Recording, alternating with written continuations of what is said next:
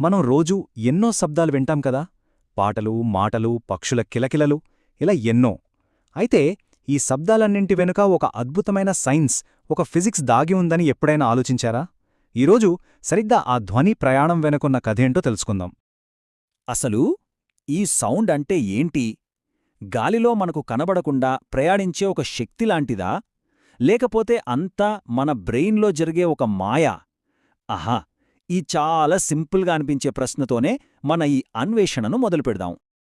నిజానికి ఇది కేవలం ఫిజిక్స్ పాఠం కాదు, మన చుట్టూ ప్రతి క్షణం జరిగే ఒక కంటికి కనిపించని ప్రయాణం. పదండి, ఆ జర్నీలోకి మనం కూడా వెళ్దాం.